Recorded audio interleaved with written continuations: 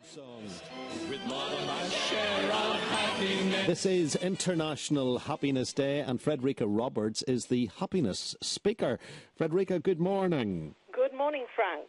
UN International Day of Happiness. Were they on the funny tablets when they invented that one? Well, I think it's a fantastic initiative.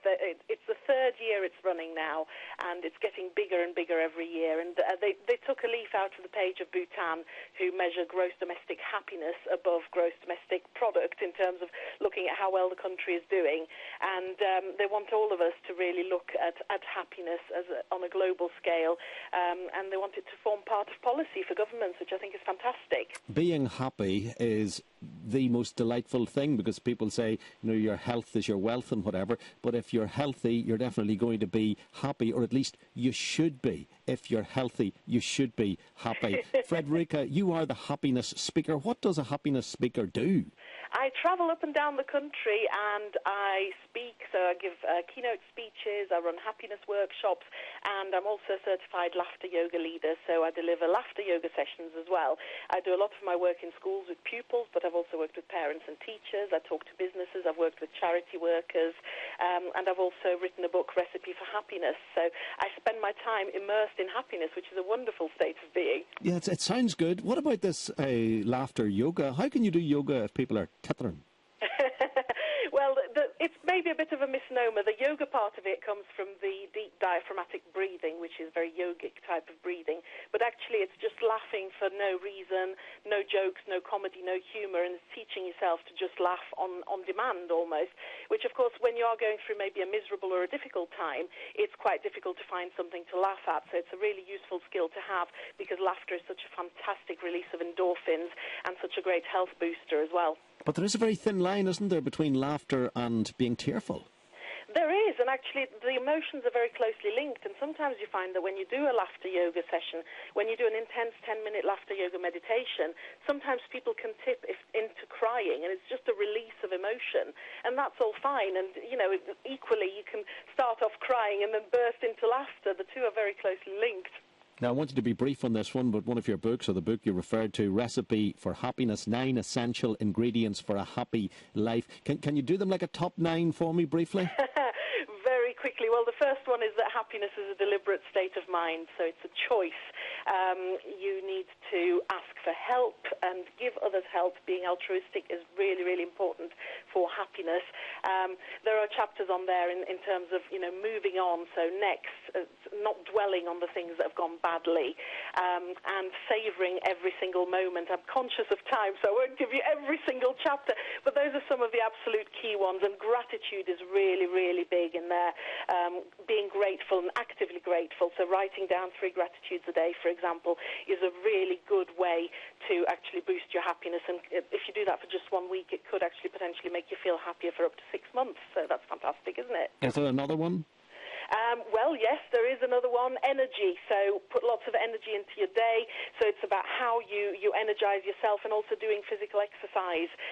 I'm not the biggest fitness freak by any stretch of the imagination, but a little bit of exercise, again, it releases endorphins, and it's a really good way to promote your emotional well-being as well as your physical health, and the two are so closely linked. Yeah, I read an article recently about one of those that you made reference to, and it had to do with people carrying the past with them, and I'm not talking about the past as in the way we refer to it here in Northern Ireland, where people have been hurt and the troubles and they want justice and they want peace and all of that. I'm talking about, you know, you go through life and something happened 20 years ago which just embarrassed you or annoyed you, and you revisit it every so often. That is soul destroying. It is soul-destroying, and it really creates that bitterness that just encroaches on every aspect of your life.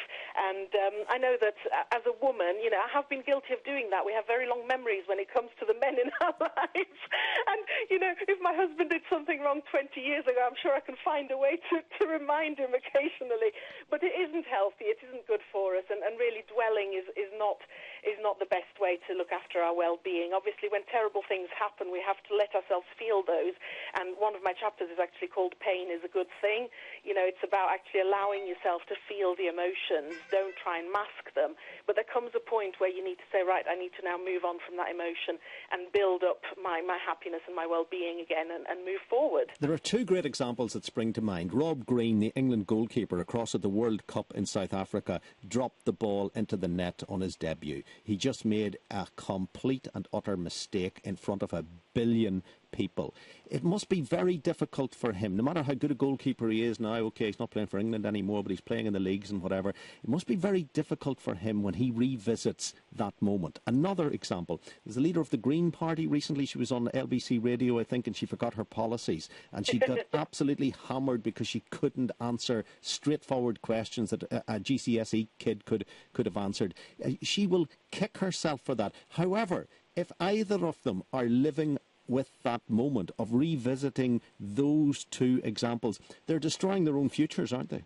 Well, exactly, because that's going to really hold them back. Now, unfortunately, with people who are prominent in the media, the difficulty is that even if you don't want to keep reliving the moment, there will always be other people that will relive it for you very publicly.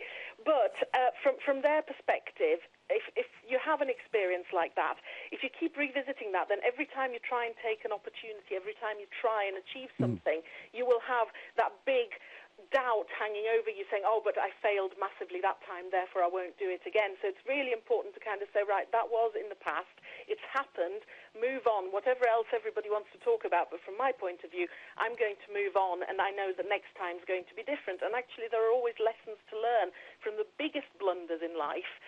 Those are the best things to happen to us if you look at it that way, because we learn. Frederika, I could talk to you forever, and also we could talk about the younger ones as well who find it difficult going through school and being bullied and trying to build happiness back into their life. That's all touched upon in some of the articles that you have written. We can't talk forever on this Happiness Day, but you have that tone in your voice that makes us feel better. Good speaking to you, girl.